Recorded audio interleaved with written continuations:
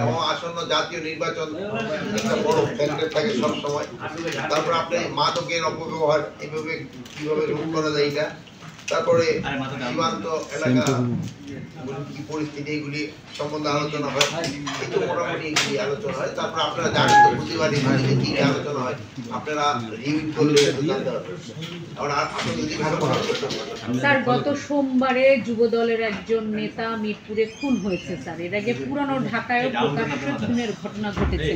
নির্বাচনকে সামনে করে এরকম একের পর এক ঘটনা, একজন নিরাপত্তা বিশ্লেষক আজ প্রথম আলোতে ইন্টারভিউ দিয়েছেন। তিনি বলেছেন যে অভ্যন্তরীণ নিরাপত্তার ক্ষেত্রে আমরা ক্রান্তিকাল অতিক্রম করছি। আসলে কি তাই স্যার?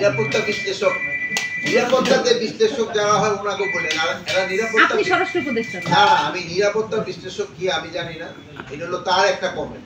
আর সেই নিরাপত্তা বিশ্লেষক কিভাবে হলো এটাও আমি জানি। এখন আমাদের দেশে সবাই তো বিভিন্ন ধরনের বিশ্লেষক থাকে, বিভিন্ন উপরে কে কোথায় কোন কোয়ালিফিকেশনে কিভাবে তো আমি তো জানি না। কিন্তু আমি না জানলে ওনার ব্যাপারে তো আমি কিছু কমেন্ট করব। নির্বাচনের আগে আইন শৃঙ্খলা পরিস্থিতি ডিটোরিয়েট করার কোন ধরনের আশঙ্কা আছে? নির্বাচনের আগে আইন শৃঙ্খলা পরিস্থিতি ডিটোরিয়েট করার কোনো সম্ভাবনা নেই। আজকে আপনি দেখতেছেন আইন শৃঙ্খলা পরিস্থিতি আস্তে আস্তে উন্নতির দিকে যাচ্ছে। কিন্তু একটা জিনিস হলো যে নির্বাচন যতই ঘনে আসবে সেই সময় ধরেন যে বিভিন্ন পার্টির ভিতরে মানে ধরেন প্রশাসন এগুলি সংখ্যা বেড়ে যাবে। তারপরে ধরেন এই কি বলে যে সভা সমিতি এগুলির সংখ্যা অনেক বেড়ে যাবে। যেহেতু নির্বাচনে দেখবেন যে প্রতিটা কনস্টিটিউয়েন্সিতে ৩টা-৪টা করে সভা হবে, এইগুলির সংখ্যা অনেক বেড়ে যাবে। তাহলে আপনি যে বলছেন যে আইন শৃঙ্খলা পরিস্থিতি উন্নতির দিকে যাচ্ছে, তাহলে কি একসময় অবনতি ছিল, সেটা কি বলতে চান? আমরা দেশে জুলাই মাসে যে সময় আমরা দায়িত্ব নিচ্ছি, এর আগে যেহেতু এটা তো আপনারাই বলছেন অবনতি ছিল, ওর থেকে তো উন্নতি গেছে। এই আমাদের এই ১-১.৫ বছরের চেষ্টা উন্নতির দিকে গেছে। স্যার, গতকালকেও ছাত্র শিবির ছাত্রদল তিতুমির কলেজে মারামারি করেছে এবং কয়েকজন সাংবাদিকের উপর হামলা হয়েছে স্যার। কোথায়? তিতুমির কলেজে স্যার, গতকালকে রাতে স্যার।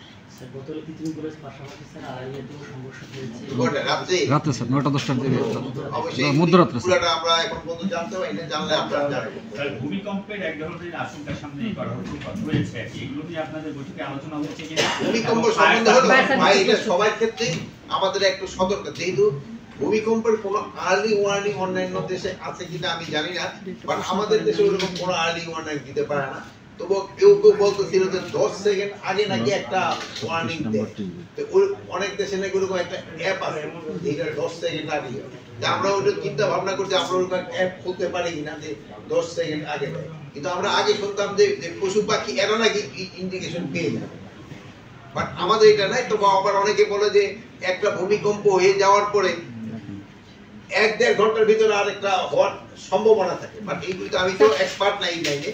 এটা আমরা শেষ করতে দেন, হওয়ার সম্ভাবনা থাকে, বাট ওই ১-১.৫ ঘন্টা পরে আবার এই সম্ভাবনাটা কমে যায়। কিন্তু আমাকে তো দেখা গেল যে একটা হওয়ার পরে গতকাল আবার ছোট আকারে হয়েছে। তো এইগুলি তো আমরা এক্সপার্ট না, এগুলি আমরা নেক্সট বারে ওই হয়তো আবহাওয়াবিদ যারা আছে এই ব্যাপারে এক্সপার্ট তাদের সাথে কথা বলবো। আরেকটা দেশ হলো আমাদের সবাই যেসব বাড়ি ঘর তৈরি করি এগুলির সময় আমাদের একটু দেখতে হবে ওই বিল্ডিং কোডটা যেন মেনে চলা হয়।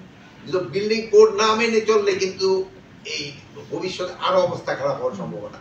আরেকটা জিনিস হলো আমাদের জলাশয় ভরে ওখানে কিন্তু আমরা বিল্ডিং করে ফেলি, ওইগুলিও কিন্তু খুব একটা রিস্কি থাকে।